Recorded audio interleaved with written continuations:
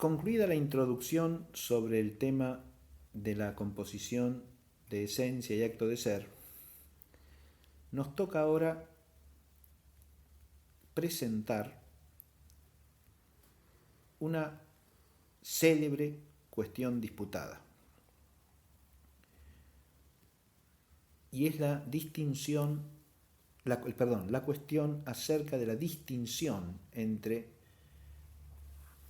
esencia y acto de ser, o dicho más precisamente, acerca del tipo de distinción que hay que reconocer entre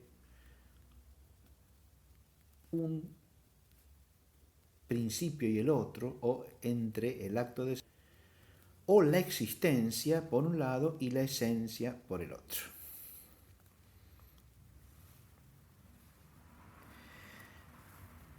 Digo que es una célebre cuestión porque me parece muy importante señalar, antes de entrar en la disputa, que hay que distinguir claramente entre la disputa misma, en cuanto a una cuestión estricta y rigurosamente propia de la ciencia metafísica, las implicaciones que esta cuestión tiene desde el punto de vista teológico, que obviamente todos los autores escolásticos tienen en cuenta,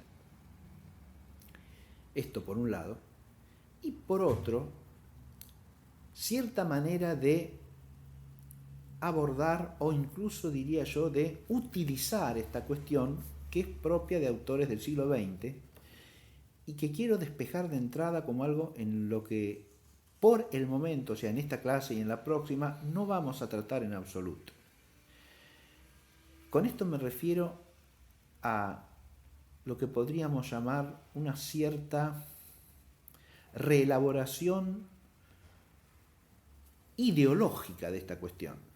Y con esto lo que quiero decir es que algunos autores del siglo XX, en particular algunos neotomistas del siglo XX, han hecho de esta cuestión una especie de bandera ideológico-religiosa, identificando la sentencia tomista con la ortodoxia misma de la fe e incluso con la única metafísica posible, ¿no?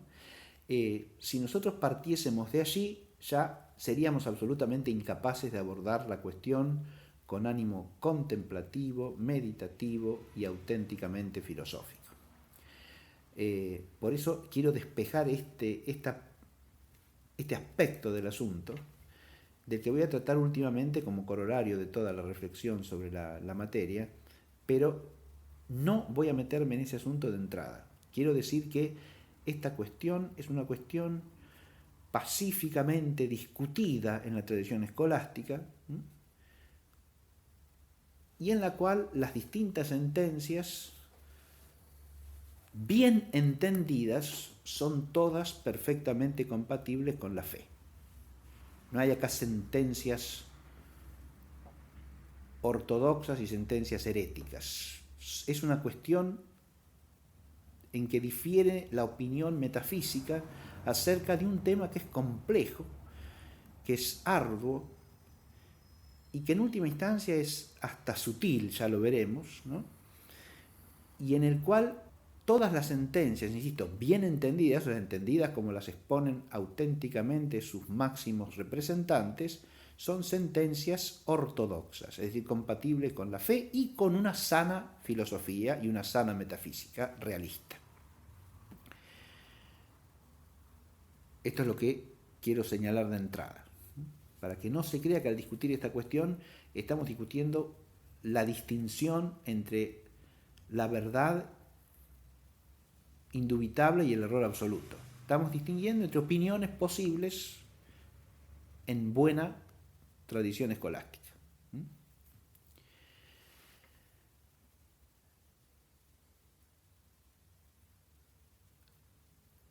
Vuelvo ahora sí a la cuestión, que es el tipo de distinción que hay que reconocer entre esencia y existencia, o entre esencia y acto de ser. Y se nos ofrecen tres sentencias fundamentales en esta materia. La primera es la sentencia llamada tomista, porque tiene su punto de partida en Santo Tomás de Aquino y ha sido sostenida a lo largo de siglos por muchos discípulos de Santo Tomás, entre los que podemos mencionar a Capréolo, a Cayetano, a Soncinas.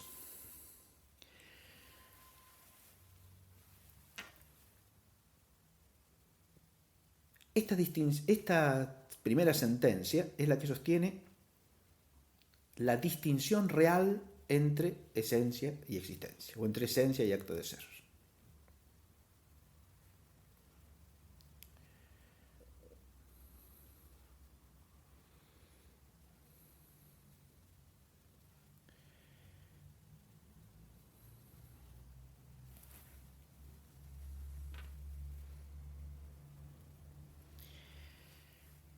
Hago una aclaración que es importante, y es que expuesta expressis verbis, la sentencia en Santo Tomás no se encuentra. Santo Tomás no dice nunca que existe una distinción real entre esencia y existencia en el ente finito. Por eso, por ejemplo, Suárez, cuando introduce esta sentencia en su obra de las disputaciones metafísicas, dice que se estima que es la opinión de Santo Tomás, ¿no? Y que en el sentido en que se le atribuye ha sido sostenida a lo largo de mucho tiempo por prácticamente todos los antiguos tomistas. Eso es lo que dice Suárez, y es exactísima la expresión desde el punto de vista histórico, ¿no? Porque es una opinión prácticamente unánime entre los tomistas clásicos, y no obstante ello no es una opinión que se encuentre expressis verbis en Santo Tomás, aunque sí, por eso he empezado en la introducción, he incluido la lectura de los textos de Santo Tomás. Porque una sentencia, aunque no se encuentre expresa, puede estar claramente presentada por un autor, ¿sí? Estar tan clara e inequívocamente implícita en lo que dice, que pareciera que no se puede negar que en realidad es la mente del autor.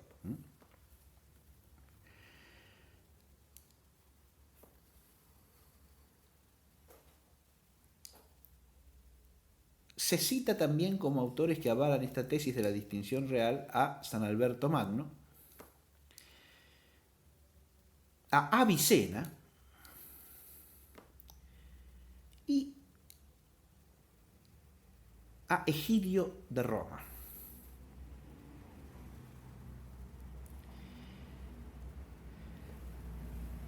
Los dos primeros que nombré son autores respecto de los cuales cabe dudar si sostienen la sentencia y en qué sentido lo hacen. No así en el caso de Egidio Romano, que sí, en este caso expresamente, afirma una distinción real entre esencia y existencia en el ente finito. Sin embargo, cabe plantear la duda acerca de si su sentencia coincide con la tomista o es una cosa distinta. Aquí entramos en un problema que es muy interesante desde el punto de vista filosófico, y en cualquier ciencia o disciplina pasa lo mismo. Porque puede haber una coincidencia verbal que no sea una coincidencia real. Es decir, dos autores pueden expresar la misma sentencia y sin embargo están pensando cosas distintas. ¿Está claro lo que digo? Una cosa es pensar lo mismo y otra cosa es usar las mismas palabras. Eso es obvio hasta para el sentido común, ¿no? Con las mismas palabras se pueden estar diciendo cosas distintas. Bien. Y en una cuestión tan ardua como es esta, aún manejando un vocabulario preciso y riguroso desde el punto de vista de la ciencia metafísica, con las mismas palabras se pueden decir cosas distintas. Lo que sí es cierto es que estos autores que acabamos de mencionar, todos enseñan, aunque no necesariamente todo en el mismo sentido, insisto, o en el mismo sentido preciso, que la distinción que hay que reconocer entre esencia y existencia es una distinción real.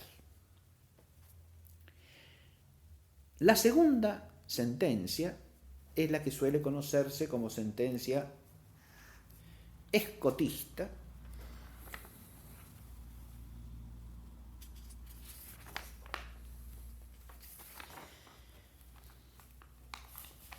es la opinión también atribuida a Juan Duns Scoto.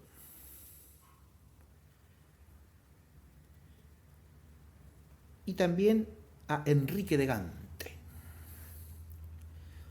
Aunque de nuevo acá cabe plantearse si, diciendo en las palabras cosas muy semejantes, Juan Duns y Enrique coinciden en el pensamiento. Que hay aspectos de la cuestión en que no coinciden es evidente. Por lo tanto, no se les puede atribuir exactamente la misma sentencia. ¿Esta sentencia qué es lo que sostiene?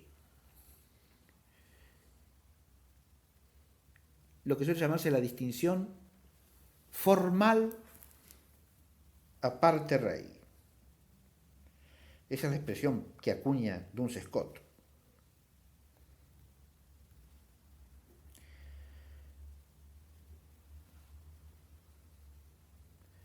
O para decirlo más ampliamente, sin usar la expresión propia de Scoto, es una distinción ex natura rei, o sea, por la naturaleza de la cosa o a partir de la naturaleza de la cosa,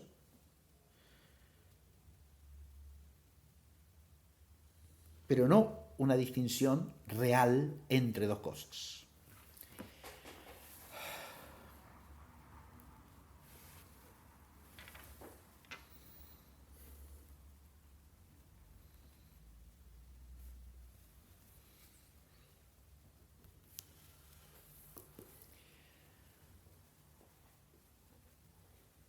Suárez identifica a su vez esta sentencia segunda con lo que sería la afirmación de una distinción modal, es decir, no entre dos realidades, sino entre cierta realidad y un modo distinto de esa realidad. Esto es opinable, es discutible, si son el mismo tipo de sentencia, pero es lo que suele llamarse también una distinción real menor. O sea, no es distinción entre dos entidades que pudiesen existir separadas una de la otra, o entre dos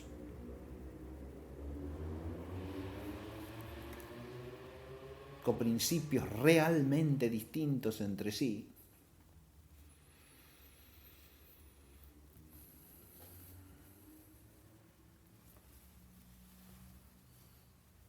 sino una distinción fundada en la realidad,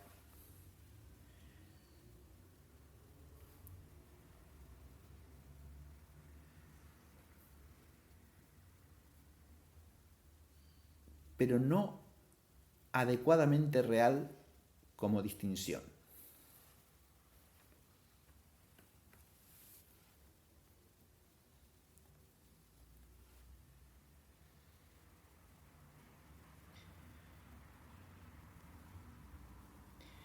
Si se la analoga a la distinción modal, se la puede incluir también en lo que algunos llaman una distinción real menor o inadecuada.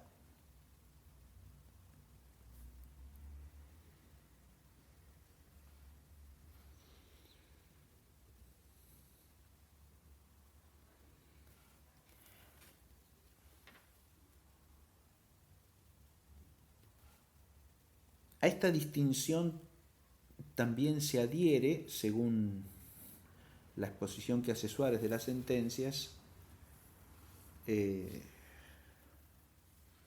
Soto en el comentario a la física.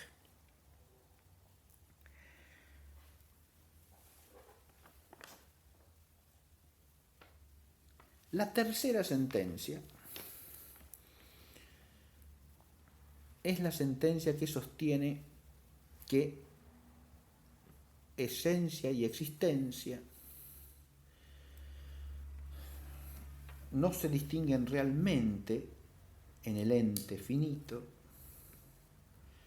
actualmente existente, ni tampoco ex natura rei,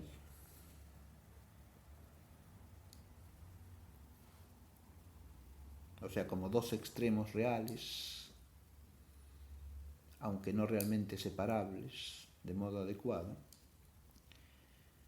sino que se distinguen racionalmente, con distinción de razón.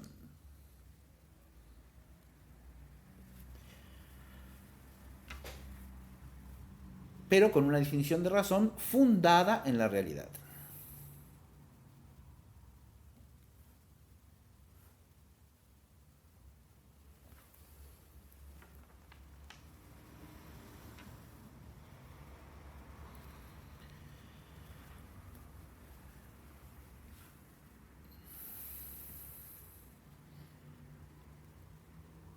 Entre los autores que sostienen esta sentencia, hay que mencionar en primer lugar a Alejandro de Ales. Recordemos que es uno de los primeros representantes de la escuela franciscana antigua a comienzos del siglo XIII, ¿verdad? Alejandro de Ales.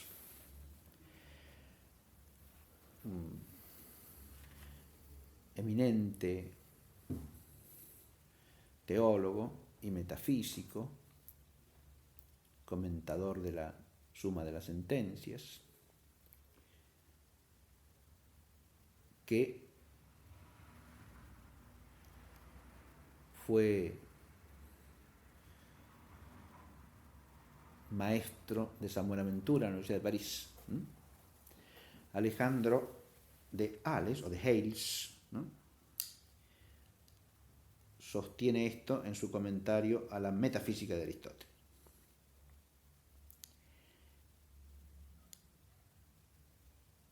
Sostienen también esta sentencia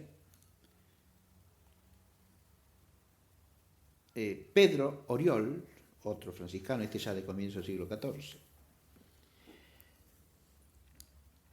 Godofredo de Fontaine, que es uno de los primeros y más antiguos tomistas,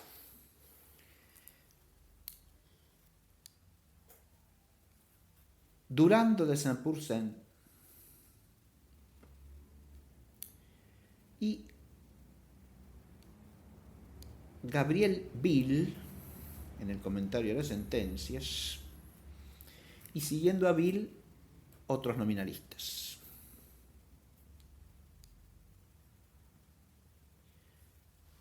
También eminentes escotistas sostienen esta sentencia, como el español Antonio Andrés, Liquetus,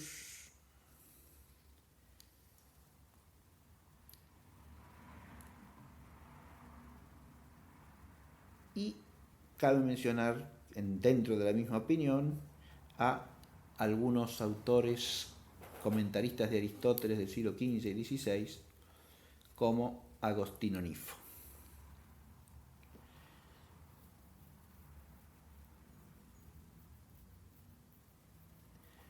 Suárez también se le atribuye a Pedro Fonseca en su comentario a la Metafísica de Aristóteles. Y es la opinión que él mismo defiende, por eso a veces en los manuales aparece como la opinión suarista, ¿no? Francisco Suárez sostiene que la distinción entre esencia y existencia es una distinción de razón con fundamento real. Bien.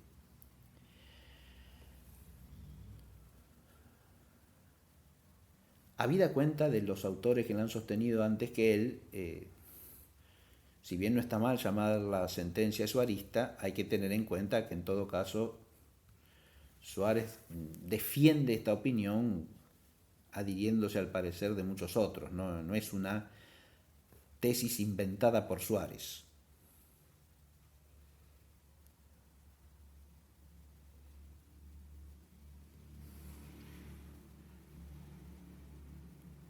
Y adviértase que de las tres tesis es la que tiene un carácter más común en cuanto que ha sido sostenida por personas que pertenecen a escuelas distintas y que por lo tanto en otras cuestiones difieren entre sí, claramente. Por eso, a escuelas distintas e incluso a órdenes distintas también, ¿no? Hemos mencionado franciscanos, dominicos, autores que no pertenecen ni a una ni a otra orden.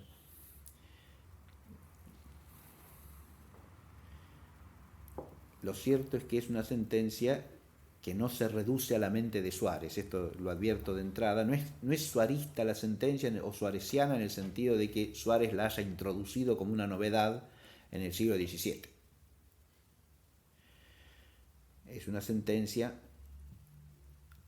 de la escolástica del siglo XIII e incluso podemos decir que es la más antigua de todas, porque Alejandro de Hales es anterior tanto a Santo Tomás como a Juan Duns Scoto. Así que las otras dos sentencias, la que procede de Santo Tomás y la que procede de Juan Duns, aunque parece sostenerla también un poco antes Enrique de Gante,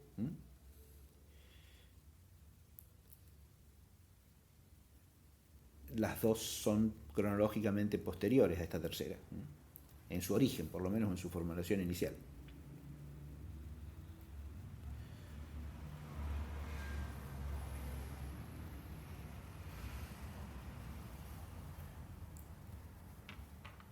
Tenemos presentadas entonces las tres sentencias, pero ahora vamos a entrar en cada una de ellas reflexionando sus argumentos, porque eso es lo importante en realidad. Es decir, cuando uno entra en una cuestión disputada, no se puede reducir a presentar la enunciado de la sentencia y decir, bueno, esta es la verdadera y las otras son falsas y se acabó el asunto. Bien, uno tiene que entender qué es lo que están diciendo los autores y para entender lo que dicen hay que entrar en la argumentación.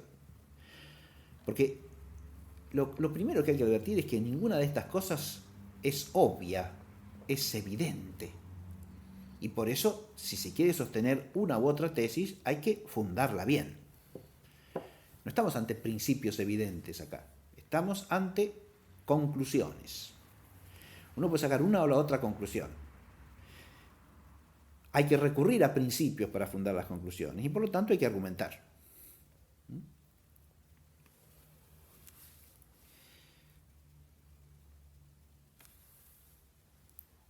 Yo dije de entrada que todas las sentencias han sido pacíficamente sostenidas durante siglos por autores católicos y por lo tanto son ortodoxas. Y además que las tres sentencias pertenecen a una metafísica realista.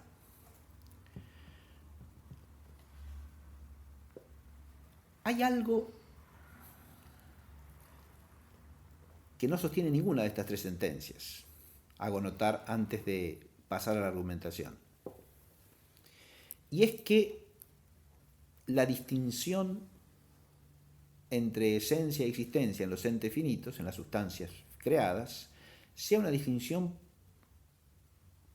pura y meramente de razón, o sea, de razón raciocinante, o sea, una distinción meramente verbal. Las tres sentencias entienden que hay algo de real en la distinción.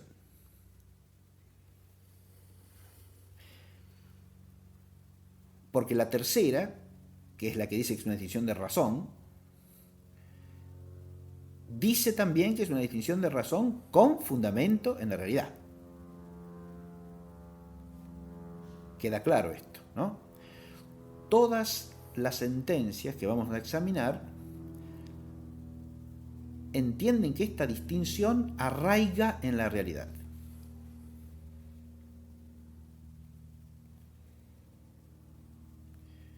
Ninguna rechaza o niega un fundamento real de la distinción.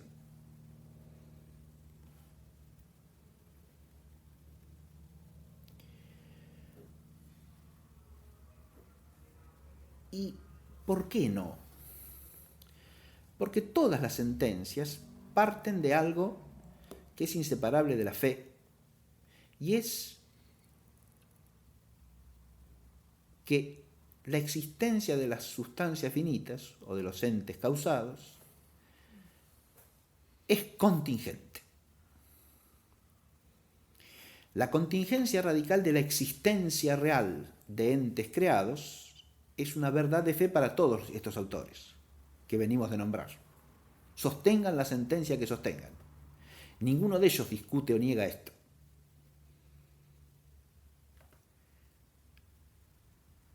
Las cosas causadas existen contingentemente. Esto implica que la esencia de cualquier cosa causada es algo que puede no existir realmente.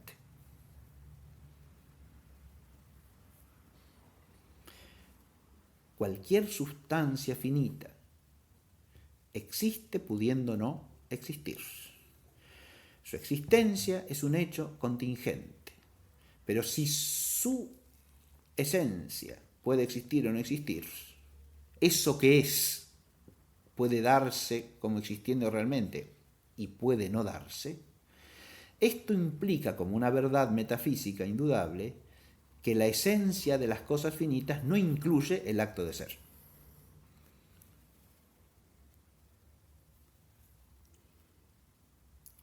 La esencia de las cosas finitas no incluye jamás el acto de ser. Habría que aclarar la esencia precisivamente considerada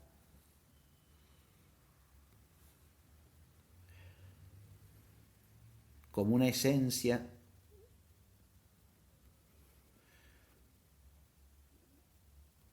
constituida en cuanto tal, no incluye entre sus principios constitutivos como esencia el acto de ser. El acto de ser es algo otro que su esencia.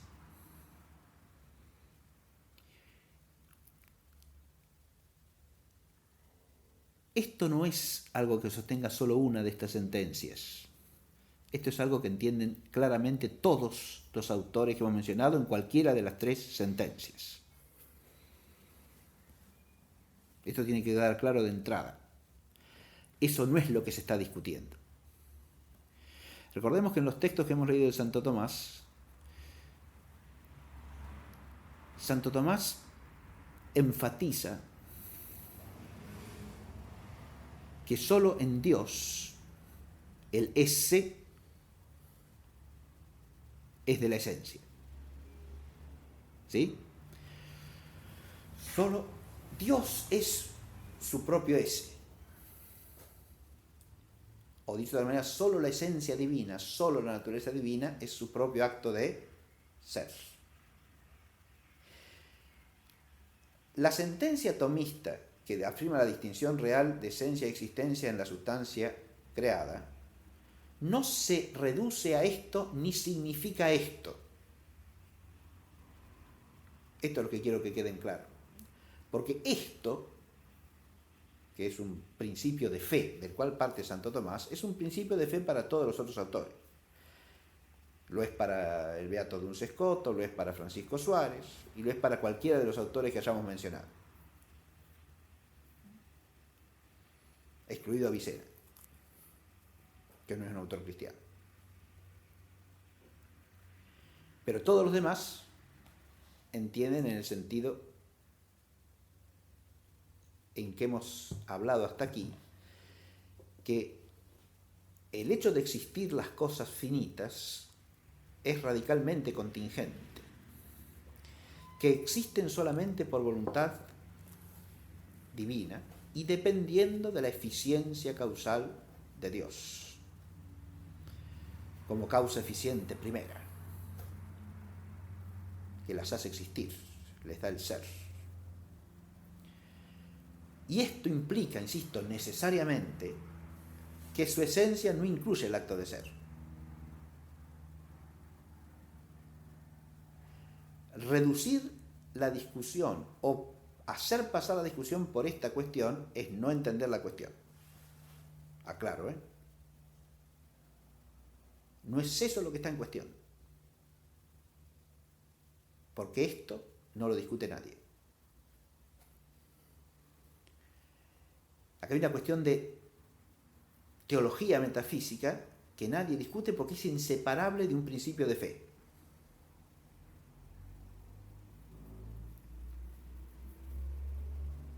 Uno podrá decir, en todo caso, que le parece que alguna de estas sentencias es más perfectamente homogénea con ese principio de fe que las otras. Pero de ninguna manera decir que las sentencias, cualquiera de ellas en general, se apartan de este principio de fe. Porque insisto que todos los mejores autores y representantes de cada una de estas sentencias son, en esta materia, perfectamente ortodoxos. Ahora sí, hecha esta aclaración, vuelvo a lo que había dicho que tenemos que hacer, esto es considerar los argumentos de las sentencias. Y empiezo por la primera.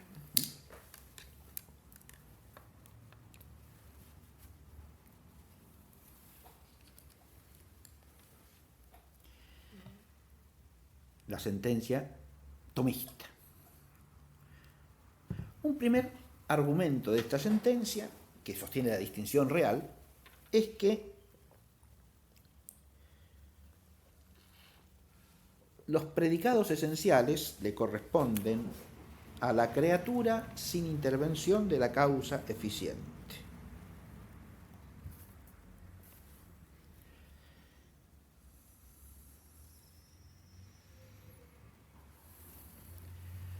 ¿Qué quiere decir esto? Esta es la premisa mayor, digamos, del argumento. Los predicados esenciales le corresponden a la criatura sin intervención de la causa eficiente. Cuando decimos esto, ¿qué estamos diciendo? Que el hombre es un ser racional es una verdad independientemente de que haya hombres existentes o no. Porque el ser racional le pertenece esencialmente a la naturaleza humana. Como todo predicado esencial, se le puede atribuir al ser hombre, o para decirlo de otra manera, al ser esencial humano, prescindiendo de la causalidad eficiente. ¿Y esto de qué deriva? De que todo lo que es esencial es intrínseco y constitutivo de la cosa cuya es esa esencia. ¿Se entiende esto? Si yo digo que el hombre es un ser espiritual y corpóreo, estoy diciendo algo que es constitutivo de la esencia humana y que se puede predicar esencialmente tanto del hombre como meramente posible, cuanto del hombre realmente existente, o sea, independientemente de la causa eficiente. Esto es lo que significa la afirmación de la que partimos. Pero la existencia real, el hecho de existir realmente, los seres creados, ¿no? No puede darse sin la causa eficiente.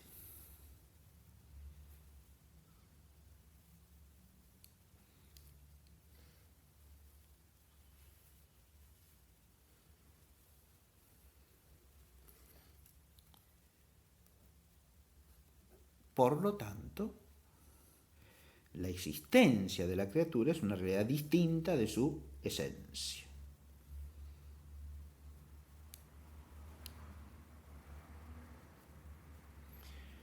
Porque una misma entidad no puede ser y no ser en virtud de la causa eficiente.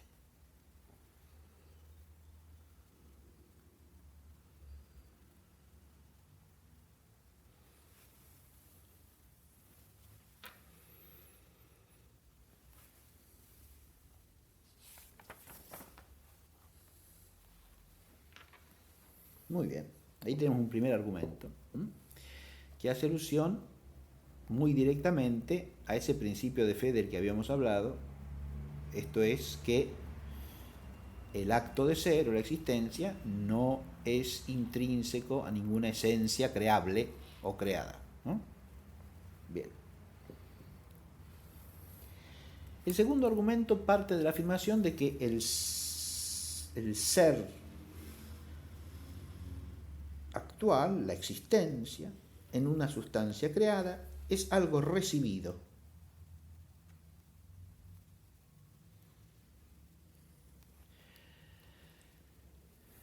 Y no puede ser recibido sino por la esencia, y en la esencia.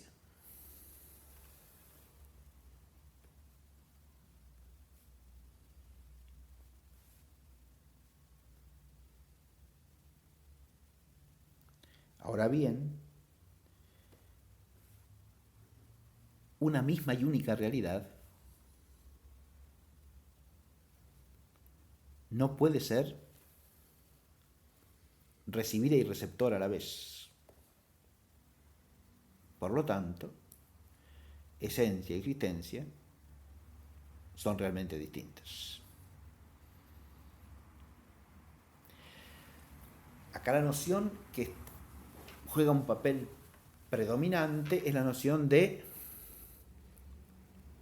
ese recepto, es decir, el ser recibido. Acá ser quiere decir el acto de ser, la existencia real. Y esta existencia real, en las criaturas se dice, es algo recibido. Ese ser algo recibido, ¿de qué se sigue? Del punto de partida del argumento anterior, es decir, de que no es algo constitutivo de su propia esencia, ¿no? Por lo tanto, si lo posee es porque lo recibe. Ahora, no lo puede recibir sino en su esencia. Pero si la esencia es receptora y lo que recibe es el acto de ser, la esencia y el acto de ser tienen que ser dos realidades distintas. ¿Por qué? Porque ninguna entidad idéntica a sí misma puede ser receptora de sí misma. Bien. Sería el segundo argumento. Un tercer argumento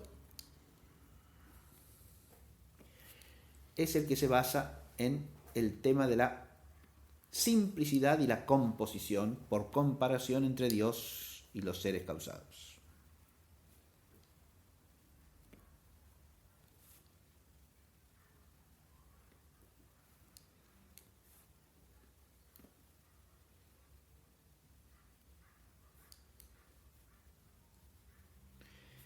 Este argumento parte de que solo Dios es absolutamente simple, que es una verdad metafísica indubitable, ¿no?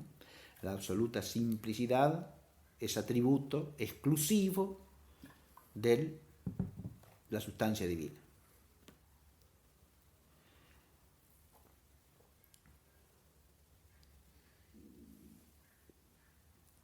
Todo ente que no sea Dios es compuesto, de alguna manera y bajo algún respecto.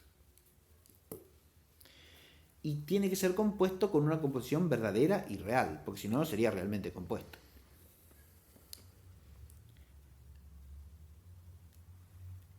Esa composición es, de algún modo, una composición de acto y potencia, porque la simplicidad divina se debe a que solo Dios es puro acto, en el orden metafísico.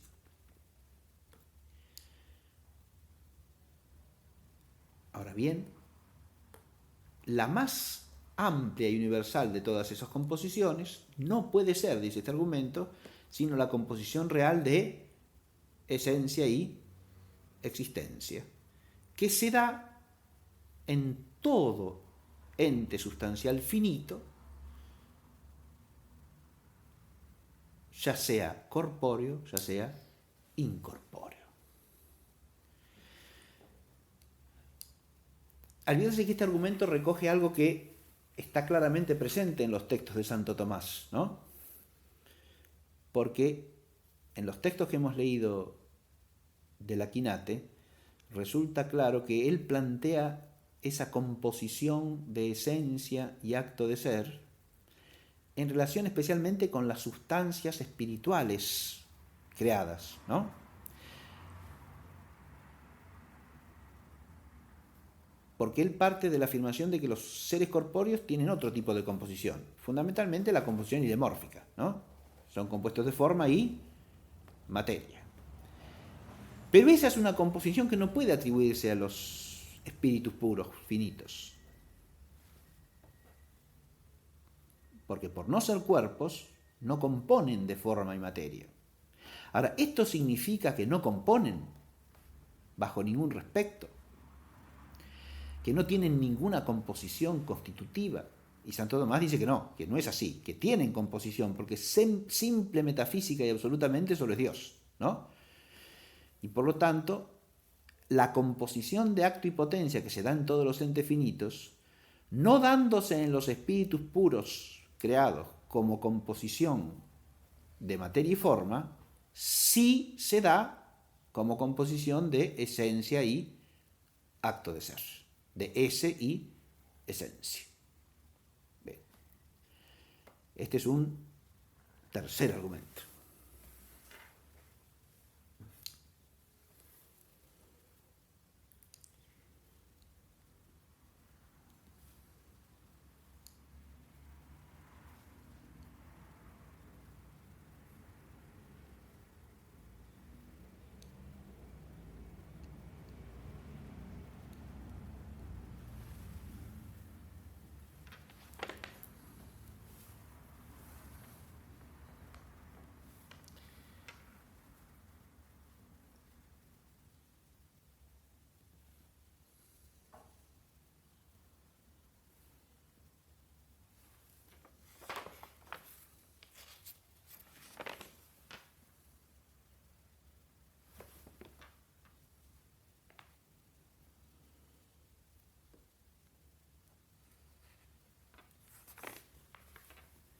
Otro argumento que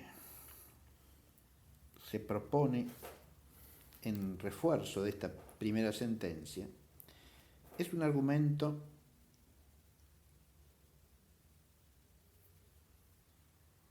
de carácter más bien teológico.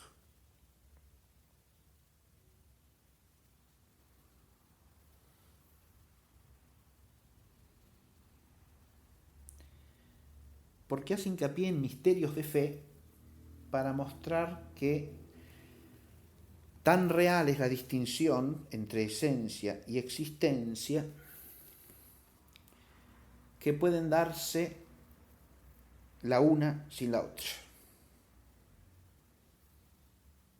Aquí ya tendríamos una exigencia de la distinción real que la mostraría como real en sentido propio y adecuado, porque una existencia real mayor implica siempre la separabilidad de los coprincipios, ¿no? Y por lo menos que pueda subsistir uno sin el otro, ¿no? Puede existir y darse realmente uno de ellos sin el otro, ¿no? Subsistir o existir el uno sin el otro. Ya tendríamos que ver ahí de qué se habla, lo cual resulta un poco complejo plantearlo para la esencia y la existencia. Adviértase esto de entrada, pero este es un modo de argumentar que encontramos en algunos tomistas clásicos.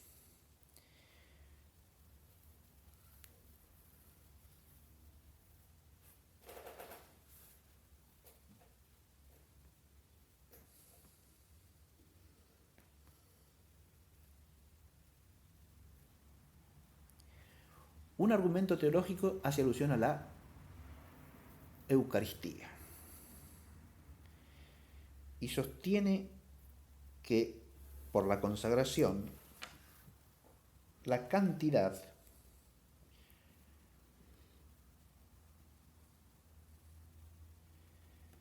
pierde la existencia natural por la que existía en el pan.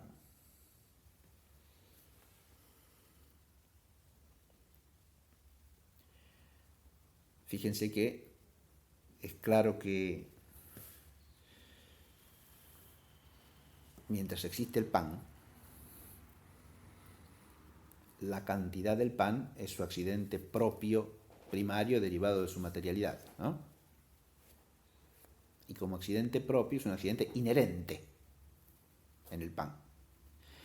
Pero si deja de haber sustancia de pan, ya ese accidente no puede tener el modo de existencia que ha tenido hasta allí. Es decir, existía como accidente y por lo tanto existía con la existencia propia de la sustancia de la cual era un accidente.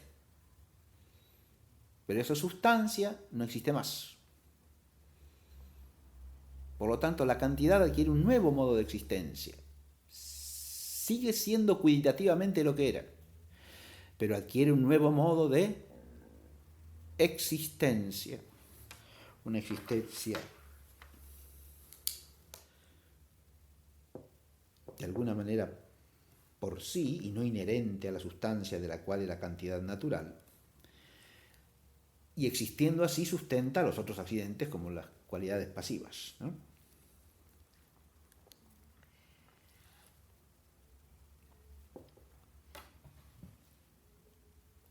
El otro misterio, y esto es más importante en toda la tradición de la escuela tomista, es el misterio de la encarnación. Porque, y esto ya lo hemos tocado al hablar del tema de la subsistencia, según la escuela tomista en general,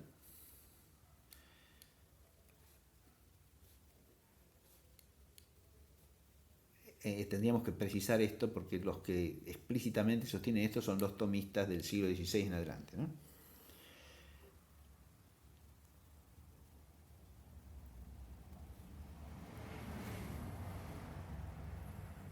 La humanidad de Cristo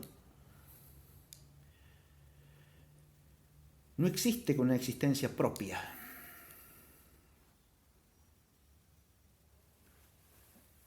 No tiene un ese propio, o sea, creado, sino que existe con el ese de la persona del verbo, o sea, con el ese divino de la persona del verbo.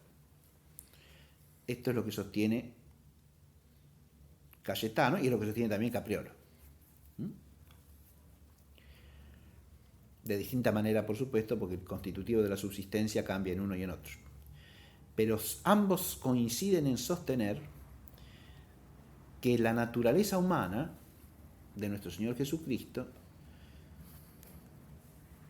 existe con el acto de ser del verbo divino, es decir, con el acto de ser de Dios mismo. Esta es una sentencia muy peculiar que implica un modo de pensar también muy propio de estos autores y de los que los siguen, y que resulta hasta muy complejo entender en su significación primaria, pero al sostener esto están sosteniendo que la esencia humana ahí es claramente separable de una existencia finita y creada, y eso solamente sería posible si la esencia y la existencia se distinguiesen como dos cosas realmente distintas.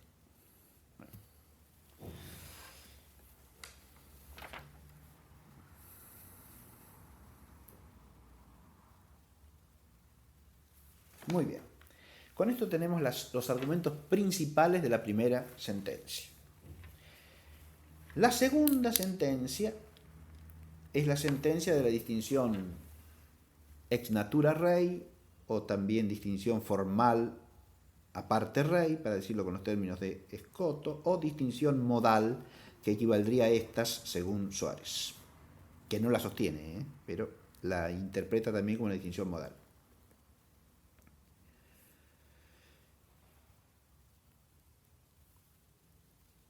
El punto de partida de esta sentencia, el punto de partida es que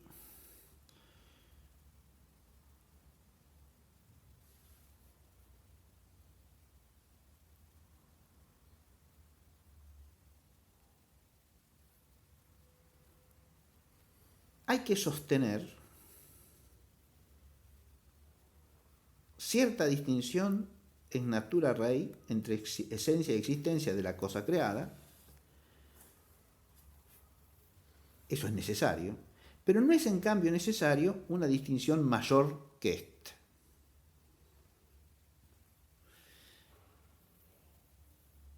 Y por lo tanto, como es innecesario multiplicar las distinciones, más allá de lo que exige la razón, no hay que afirmar una distinción real.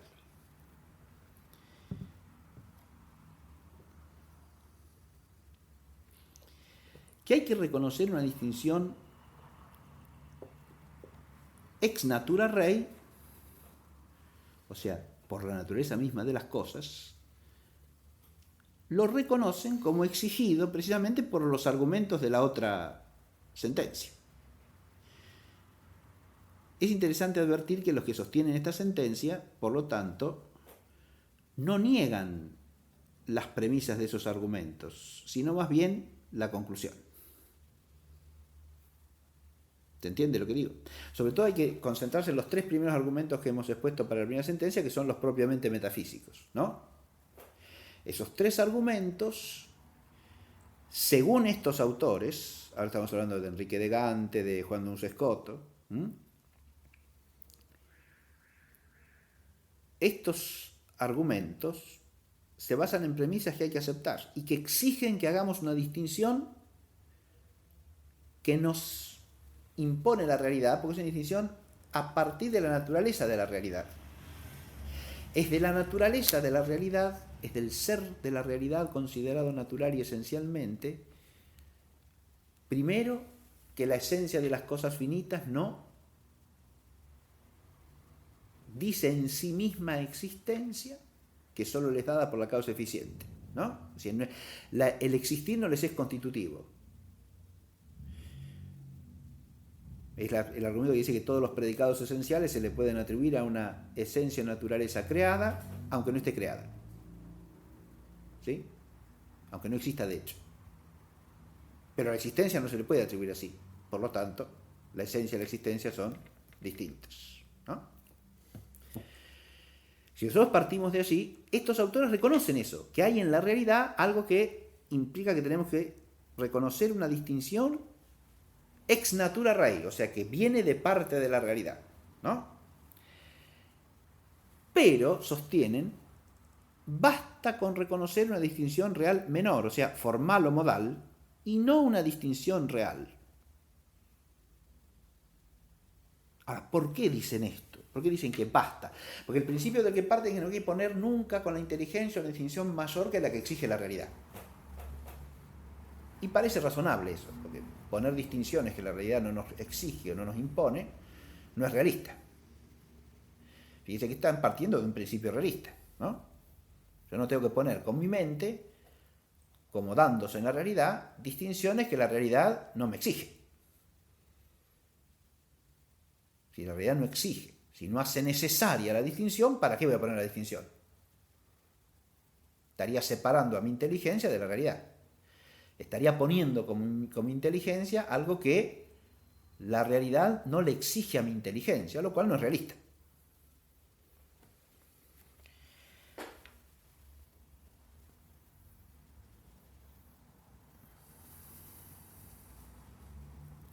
Estos autores entonces parten de reconocer que lo que está fuera de la esencia, de una cosa cualquiera, debe distinguirse ex natura rei de la esencia de la cosa.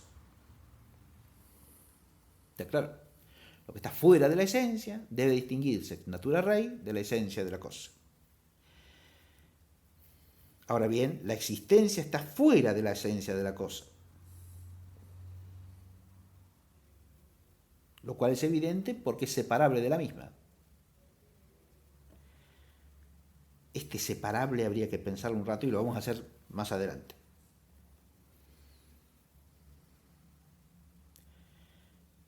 Pero es separable sí en el sentido de que la proposición, la criatura o esta criatura existe, es contingente. Siempre.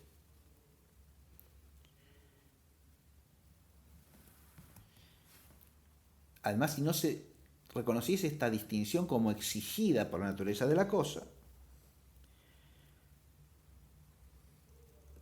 la criatura en su esencia sería su propio ser y por lo tanto acto puro, lo cual sería atribuir a la criatura lo que es propio de Dios. Me detengo en esta argumentación, que parece una repetición de la anterior, para mostrar cómo, aún difiriendo en la sentencia, ciertas verdades metafísicas las están afirmando tanto los unos como los otros, que es lo que dije de entrada, ¿no?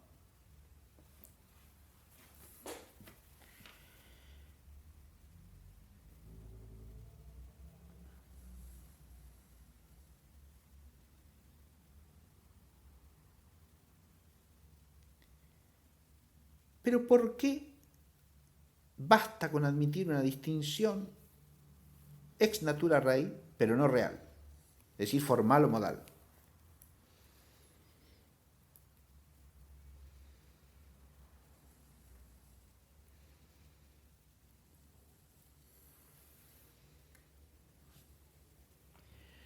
Primero porque basta esa distinción para que haya composición verdadera. Es decir, la cosa no es simple si hay composición formal o modal. Es compuesta.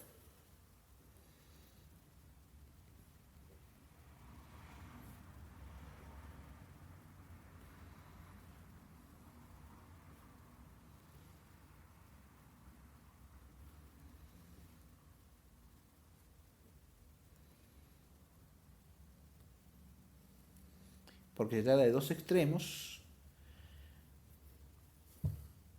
no idénticos y la no identidad pone composición. Pero además, porque basta esa distinción, dicen estos autores, la distinción formal o modal, ex natura rei,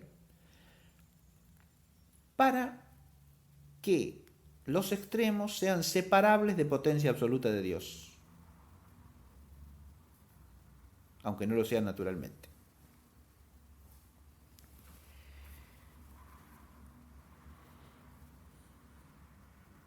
Y acá empiezan a mostrar cuál es el aspecto de la realidad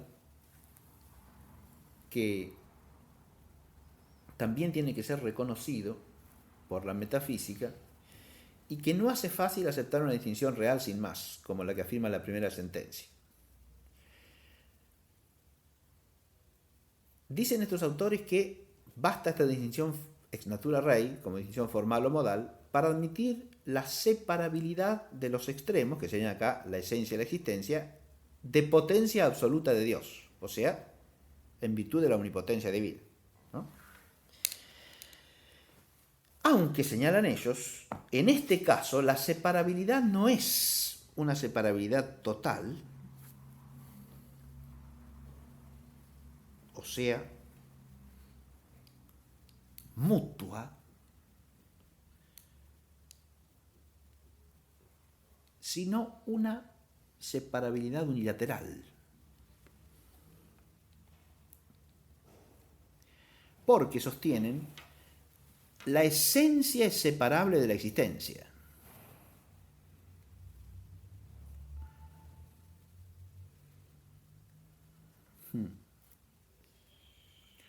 La esencia es separable de la existencia. Hay que ver en qué están pensando cuando dicen esto, ¿no? Lo primero que viene a la mente cuando uno oye esto es una expresión como esta, y siguiendo los argumentos que los sostenedores de esta tesis sostienen, que es que la esencia puede existir realmente o no existir. ¿Está claro? Y en ese sentido es separable de la existencia. ¿Se ve?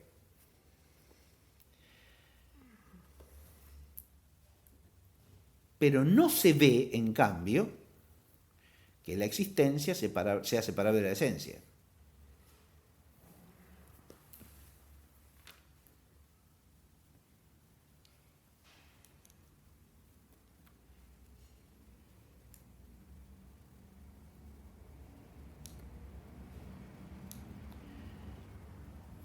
Esto implicaría pensar una existencia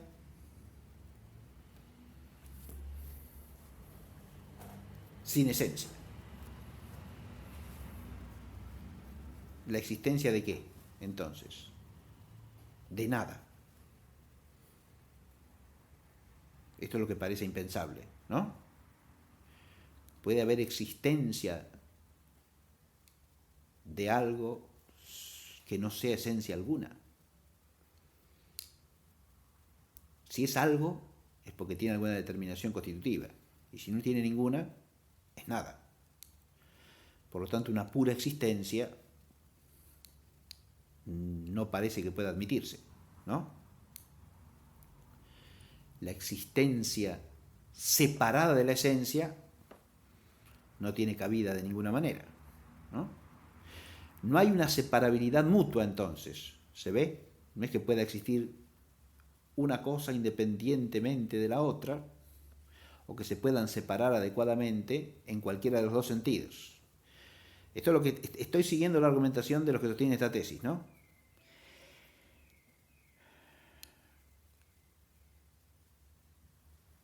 Esta cuestión de que la separabilidad es unilateral mostraría, según estos autores, que no se puede afirmar una distinción real mayor. No hay por qué afirmarla, ¿no? Sino más bien basta para la cuestión sostener una distinción menor, es decir, una distinción aparte rey, ex natura rey, que nos impone la realidad, pero que no es ella misma real.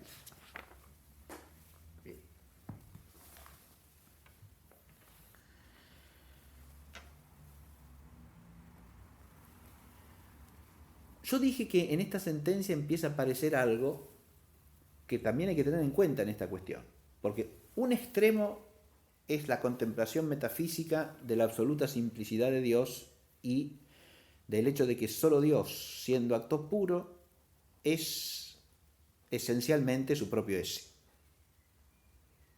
Esta es una verdad incontrovertible, inamovible, que hay que tener como principio fijo en toda esta cuestión. Consecuencia necesaria de esta primera verdad es que toda criatura tiene que tener en su entidad misma una cierta composición, ¿no? Que no es absolutamente simple.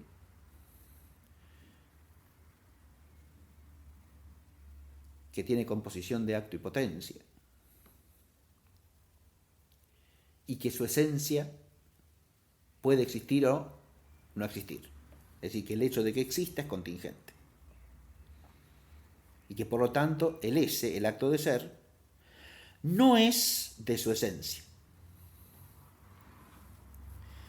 Esto impone por lo menos admitir un fundamento real para la distinción entre esencia y existencia. ¿Está claro o no?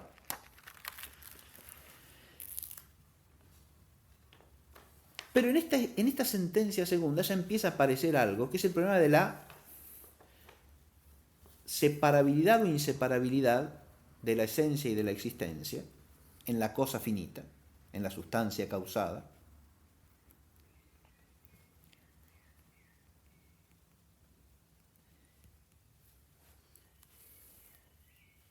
Porque hemos oído en la argumentación que se dice que hay cierta separabilidad, pero en un único sentido, ¿no? Separabilidad de la esencia respecto de la existencia, pero no de la existencia respecto de la esencia.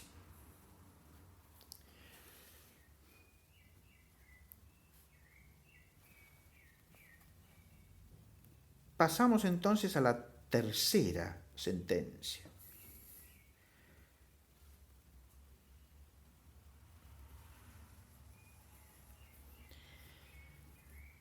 Y lo primero que sostienen los que afirman que la distinción es de razón con fundamento real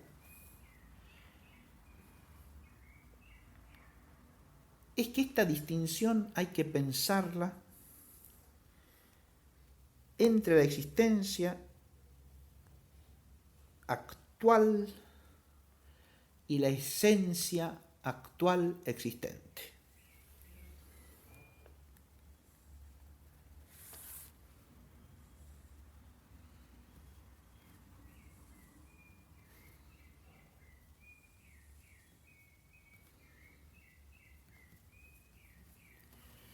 Empecemos por acá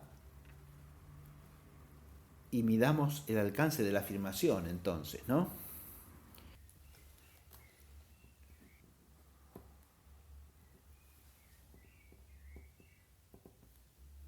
precisamente el padre Suárez, al exponer esta sentencia, hace hincapié en esto que acabo de decir, ¿no?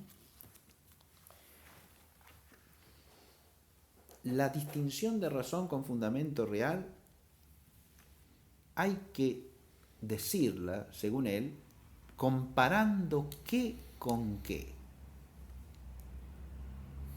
No la esencia de la criatura como esencia meramente posible presente en la inteligencia divina con la existencia real de la cosa fuera de su causa, sino la existencia real de la cosa finita fuera de su causa, es decir, eficientemente causada por Dios, con la esencia actualmente existente.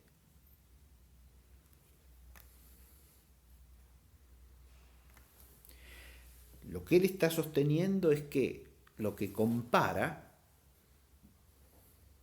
no es una esencia que puede existir, pero no existe, con esa esencia como realmente existente, o con la existencia real de esa misma esencia. Porque ahí es evidente que la distinción es real, dice Suárez. Es evidente para cualquiera.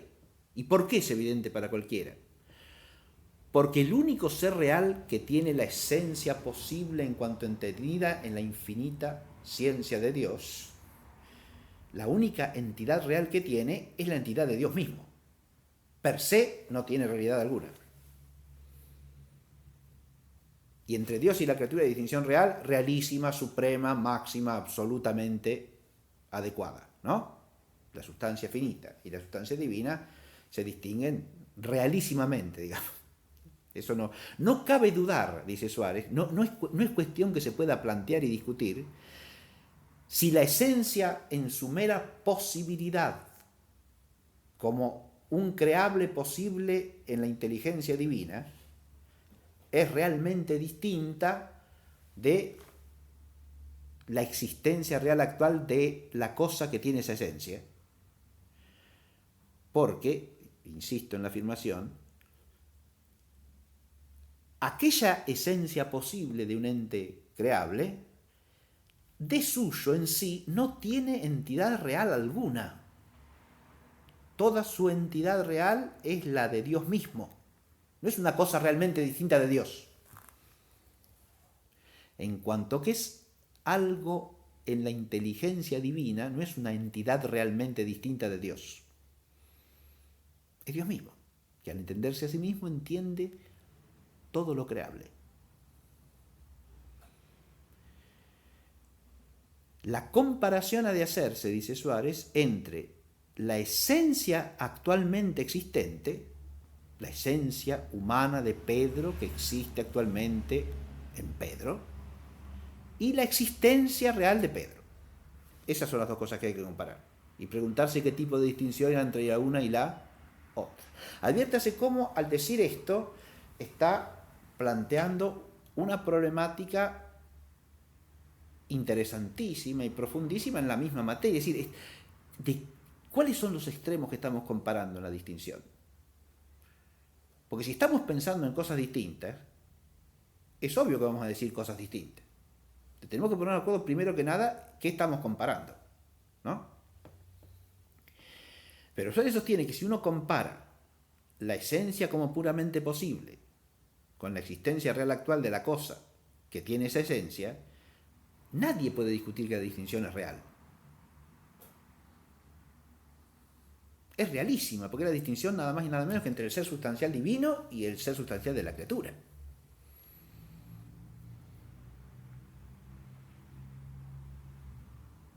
Eso no es discutible.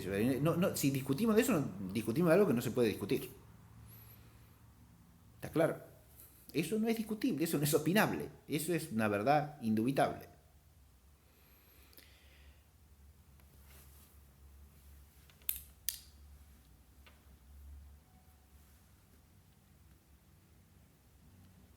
La tercera sentencia, por lo tanto, lo que afirma, por lo menos en la en el modo de sostener la sentencia de Suárez es que esencia y existencia de la sustancia finita, realmente existente, no se distinguen realmente.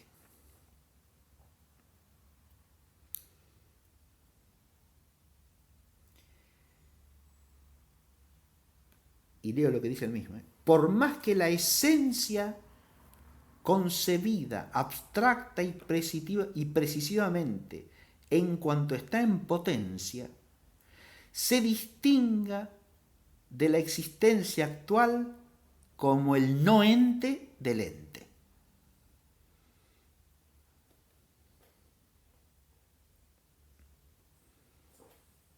Esto resume lo que acabo yo de explicar, ¿no?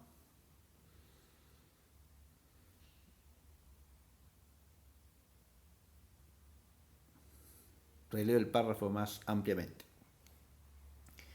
Esta tercera opinión se ha de explicar de tal manera que la comparación se haga entre la existencia actual, a la que llaman ser en acto ejercido, ¿sí? Ec opinio tertia sic explicanda est ut comparatio fiat inter actualem existentiam quam vocant esse in actu exercito et actualem essentiam existentem. Es decir, hay que explicar la tercera opinión de tal manera que la comparación se haga entre la existencia actual, a la que llaman ser in actu exercito, y la esencia actual existente. En este sentido, afirma dicha opinión, que la existencia y la esencia no se distinguen realmente, por más que la esencia concebida abstracta y precisivamente, en cuanto está en potencia, acá viene el problema de qué relación tiene esta cuestión con la composición de acto y potencia, ¿no? Por más que la esencia concebida abstracta y precisivamente en cuanto está en potencia, se distinga de la existencia actual como el ente, como el no ente del ente. Claro, porque la esencia precisivamente concebida en cuanto está en potencia, hay que ver qué tipo de potencia se le puede atribuir, ¿eh? Esto quiere decir en cuanto es una esencia posible o creable, entendida eternamente por Dios, ¿no?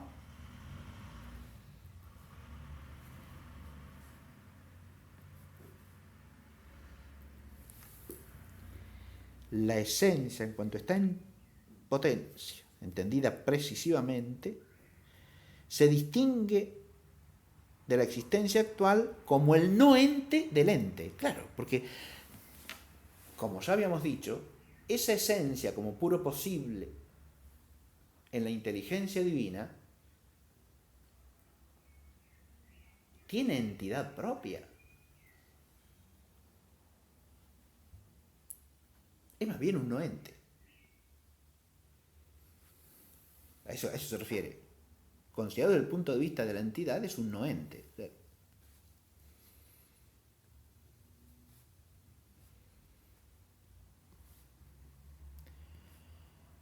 Mientras que la existencia actual pone un ente real, claro, ¿sí? Con su realidad propia.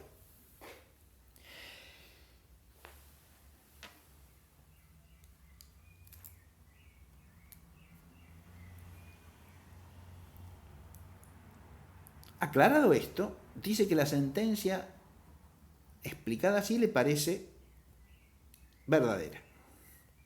¿Y cuál es el fundamento de esta sentencia? Que una cosa no puede estar constituida intrínseca y formalmente en la razón de ente real y actual por otra cosa distinta de ella misma. Porque, por el hecho mismo de distinguirse un elemento de otro como un ente de otro ente, cada uno posee la condición de ente como distinto del otro y en consecuencia no es constituido formal e intrínsecamente por él. Bien. Hace un rato en la explicación yo dije, hablando de la segunda sentencia, cuando se hablaba de la separabilidad de la esencia y de la existencia, cuando uno dice que la existencia y la esencia son de alguna manera separables, porque desapareciendo un modo de existencia puede aparecer otro modo para la misma esencia. Bueno, o que la cosa puede existir o subsistir de distintos modos. Fíjense que cuando uno trata de pensar eso, ¿es posible separar realmente, hablando de un ente cualquiera, lo que es y el hecho de que exista si yo estoy pensando en un ente realmente existente?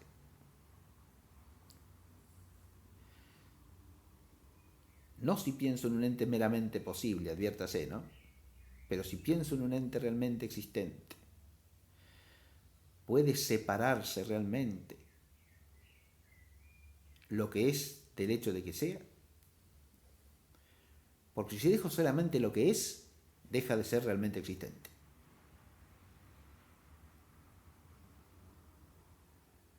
Y si dejo solamente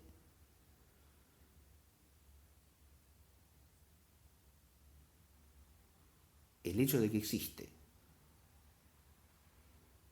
pero sustraigo lo que es, ¿qué es lo que existe? Nada. O podría transferirle la existencia de una cosa a otra esencialmente distinta. Sería la misma existencia.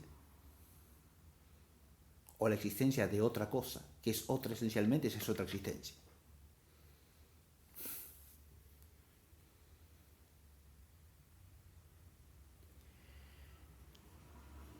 Acá Suárez, en el argumento que ha dado, está tocando otro meollo de la cuestión. Y es que la razón de ente, si es de ente real, parece implicar necesariamente tanto la razón de esencia como la de la existencia. Otra cosa es que las implique de distinta manera. Pero si tengo un ente, en la constitución intrínseca del ente no pueden faltar ni el ser algo ni el hecho de ser. De tal manera que las dos cosas son necesarias e intrínsecamente constitutivas de la razón de ente. Y en ese sentido no son realmente separables, ni realmente distintas, sería la sentencia de Suárez, ¿no? Y de todos los otros que sostienen lo mismo. No realmente distintas, sino distintas con la distinción de razón. Mi inteligencia puede distinguir entre el hecho de que son y qué son. Entre el existir y la esencia. Entre la existencia y la esencia de esta cosa real actualmente existente. Pero de tal manera que, pudiendo distinguir estas dos cosas, advierto que no son dos entidades reales, realmente distintas, que eso es lo que implicaría la distinción real, según los que sostienen esta sentencia también, atención, sino que son dos aspectos distinguibles intelectualmente de la misma y única entidad del ente finito. Pero esos dos aspectos no son absolutamente idénticos entre sí. Hay un fundamento real de esa distinción.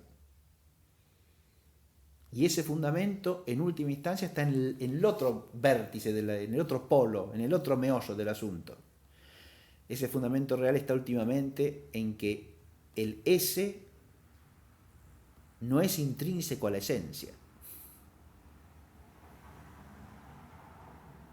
El hecho de que exista actualmente la esencia actualmente existente hace que la esencia y la existencia de la cosa real causada, finita, sean dos aspectos racionalmente distintos de la misma cosa. Pero esa distinción racional obedece a la realidad en cuanto que esos dos aspectos distintos tienen una distinción fundada en la realidad de que esa esencia no existe de por sí, de suyo, porque el acto de ser no le pertenece esencialmente. El hecho de su dependencia radical para existir de la causa primera hace que la distinción entre su existencia actual y su esencia actualmente existente sea una distinción fundada en la realidad. Y basta reconocer ese fundamento real, dirían los autores de esta sentencia, para explicar cómo es la composición de esencia y existencia en el ente causado finito. Solamente voy a ampliar un aspecto de la exposición que es importantísimo. Y es el tema de qué ser ha de atribuirse a la esencia en cuanto está en potencia, porque Suárez ha usado la expresión la esencia precisamente considerada en cuanto está en potencia, ¿no? Este es un tema que ya hemos anticipado en los prolegómenos de esta cuestión. Cuando hicimos distinciones y definiciones en la segunda parte de la introducción, hicimos alusión a esto que ahora voy a profundizar un poco.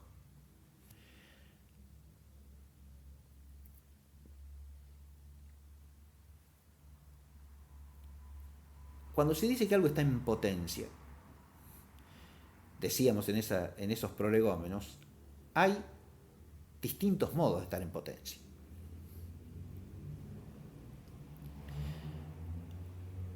Y acá hay dos modos de estar en potencia que hay que distinguir clarísimamente.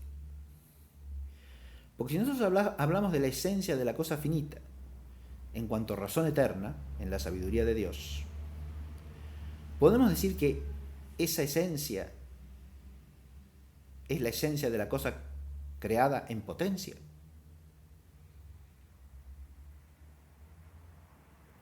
Acá es donde viene el problema del vocabulario. Si en potencia quiere decir en potencia subjetiva, natural o real, claramente no. ¿Qué es esto? ¿Qué es la potencia subjetiva, natural o real?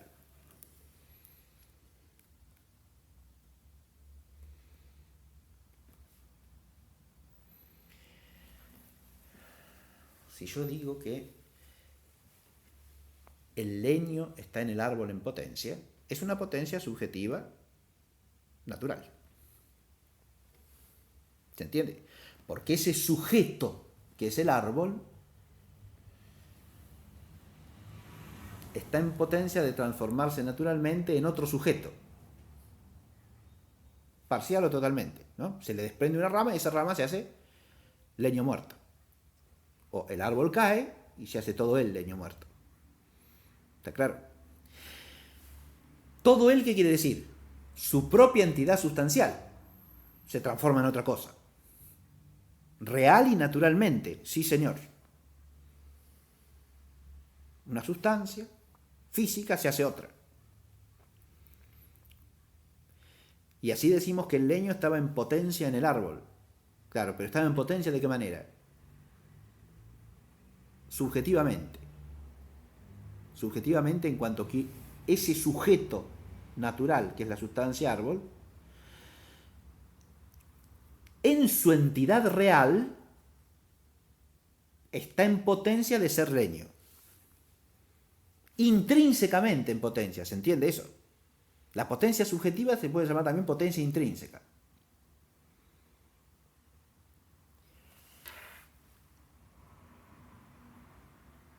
Si yo digo que el niño está en potencia de ser más alto de lo que es, ¿no? Ahí se trata de una potencia accidental, no sustancial, pero es igualmente una potencia subjetiva, real, natural e intrínseca. ¿Por qué? Y porque su ser sustancial, que tiene el accidente de cierta altura, hoy día está en potencia de crecimiento natural, de tal manera que dentro de un cierto tiempo tendrá otra altura mayor y será más alto que hoy, ¿verdad? Ese ser más alto está en el niño en potencia subjetiva o intrínseca. Ahora, si yo hablo del estar en potencia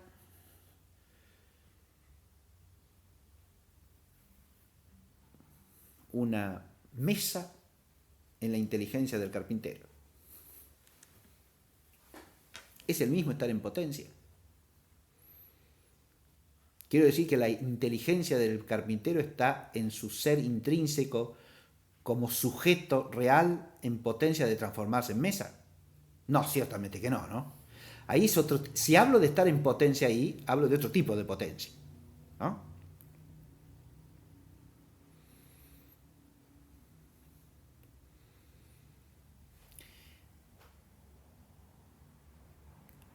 ¿Y por qué es otro tipo? Primero que nada porque no es una potencia intrínseca, ¿no? No hay nada en esa idea de mesa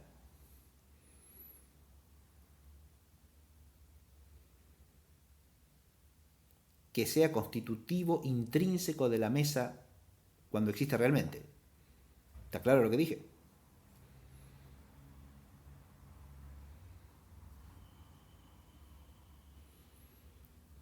Porque en esa idea de mesa no está ni la causa formal intrínseca ni la causa material que harán existir a la mesa. ¿Se ve?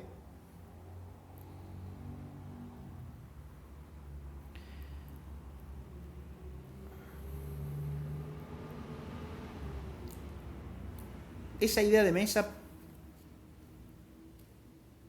es la mesa en potencia, y hay que distinguir, en potencia intrínseca y subjetiva, de ninguna manera, ¿no? Porque la mesa no es, si existe realmente, una transformación real de la inteligencia que contiene su idea, ¿no? No, claro que no.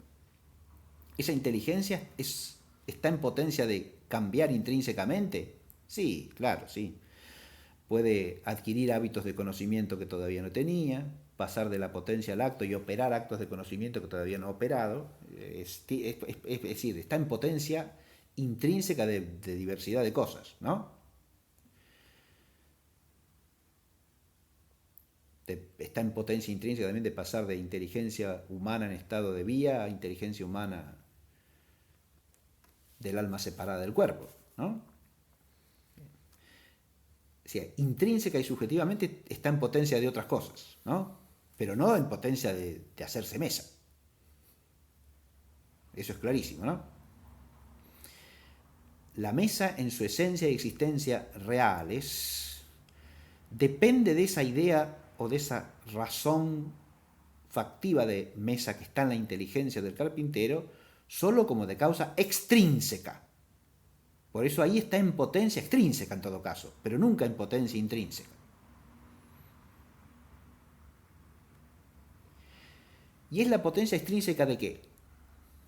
De una razón inteligible, ¿no?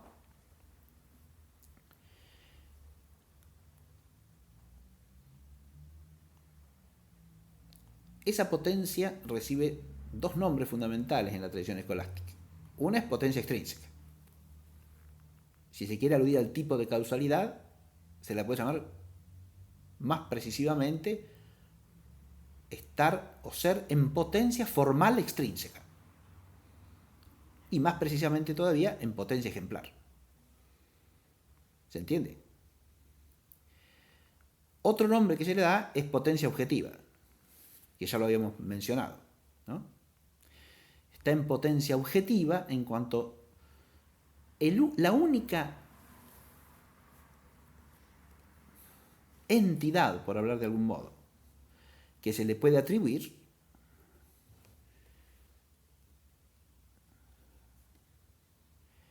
es la de ser término de un acto de la inteligencia, ¿no?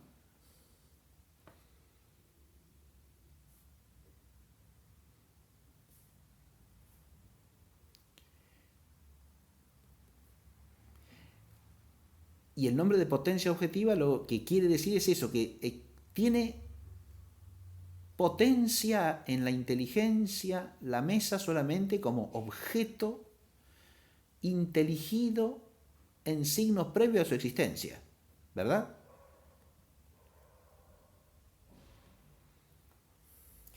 No es la existencia del objeto de percepción, no porque la cosa esté delante y ante mí y yo la capto como una realidad. Precisamente no es realidad alguna. Pero se la puede llamar objectum solamente en cuanto que es algo que está ante la inteligencia.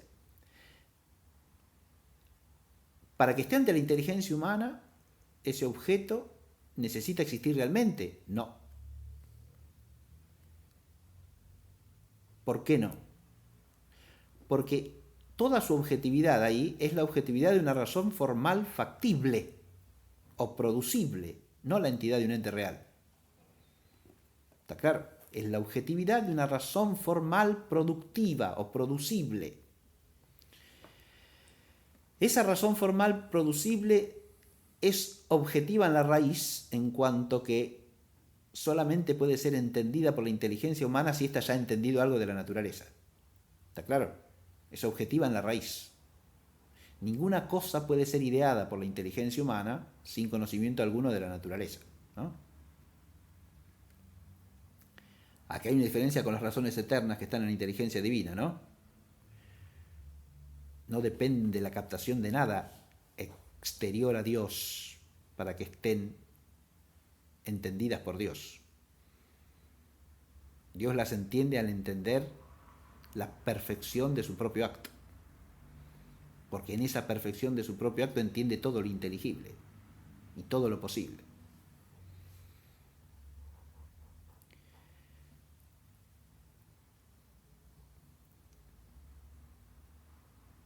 Es una potencia, entonces, decíamos, extrínseca, ¿no? Una potencia formal extrínseca. Y es una potencia ejemplar. Y en ese sentido se la puede llamar objetiva también, ¿no? Haciendo las cautelas debidas. Pero también es una potencia extrínseca eficiente, ¿o no? Yo digo que la mesa está en la inteligencia del carpintero en potencia de ser hecha, ¿no? Claro, la potencia de hacer ahí no está en la inteligencia del carpintero, ¿no? No, claro, pero está en el carpintero, en su voluntad y en sus potencias ejecutivas de actos productivos de la mesa, ¿no? Está en potencia como en el artífice, ¿no? En quien la puede producir. ¿Esa es una potencia intrínseca? No, de nuevo, es una potencia extrínseca, pero que hace alusión a la causalidad eficiente, no a la formal extrínseca.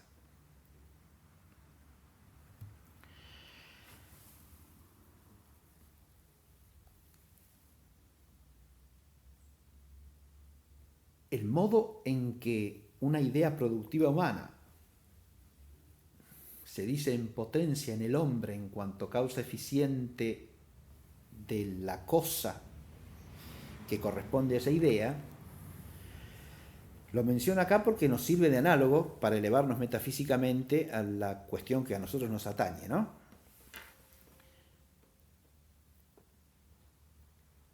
Una cosa puramente posible, una esencia creable, como pura posibilidad, ¿no? Está en potencia en Dios. Y después de todas estas precisiones que hicimos, ahora podemos contestar con precisión, ¿no? En potencia subjetiva, real o natural, ciertamente que no. Si no le podemos atribuir ninguna entidad positiva real propia a la esencia de una cosa creable en Dios. ¿Se advierte esto? Esta manera de pensar implicaría ya un error metafísico muy grave,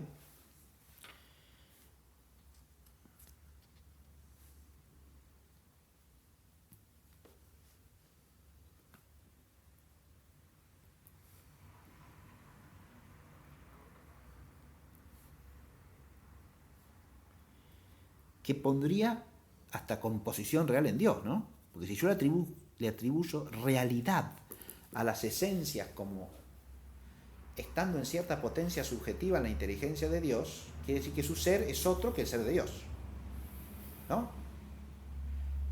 Y entonces o introduzco una composición real en Dios que repugna totalmente a su simplicidad, o digo que son como una especie de primera creación, pero necesaria, sin la cual Dios no puede pensar esas cosas, lo cual es otro error igualmente enorme desde el punto de vista metafísico-teológico. Por eso, a esas esencias como puramente posibles no se les puede atribuir potencia real, subjetiva alguna. Si decimos que están en potencia en Dios, es en potencia puramente extrínseca.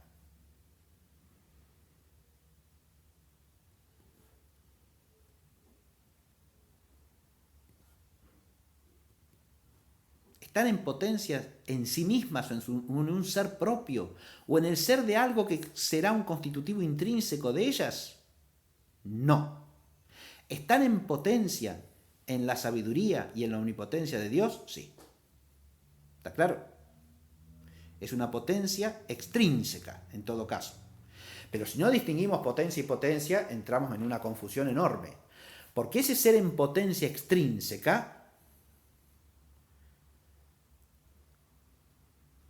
no es el ser de nada que vaya a ser constitutivo intrínseco de la cosa que está en potencia extrínseca. ¿Se advierte? Todo el ser real que tiene la cosa que está en potencia extrínseca es el ser real de aquel ser en el cual está en potencia extrínsecamente. Es decir, del hacedor. Sea analógicamente del hombre en relación con las cosas que puede producir, según su razón factiva, sea en Dios respecto de las cosas creadas. Si no advertimos bien esta cuestión, si no distinguimos este tipo de ser en potencia del ser en potencia subjetivo, real y natural, podemos confundirnos gravemente en la cuestión que estamos tratando. ¿Por qué? Porque si yo hablo de una composición de acto y potencia en la cosa creada, estoy hablando como composición intrínseca. No puedo estar pensando en la potencia que tiene la cosa creada como creable en Dios. ¿Está claro?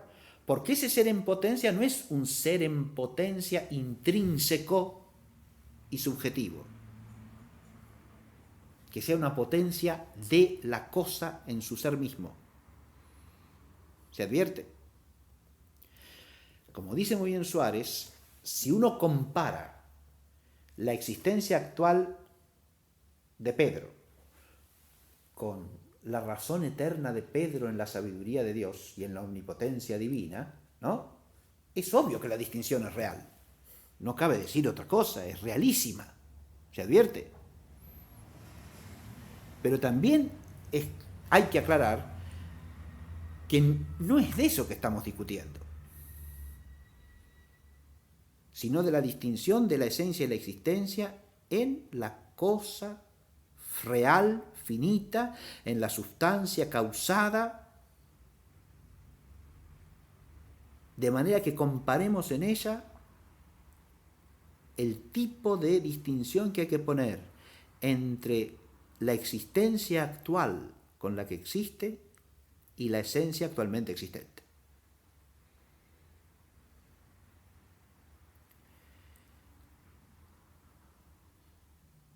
Y es de estas dos que esta sentencia tercera afirma que se distingue condición de razón fundada en la realidad. Bien, hasta aquí tenemos la presentación de las tres tesis con sus argumentos.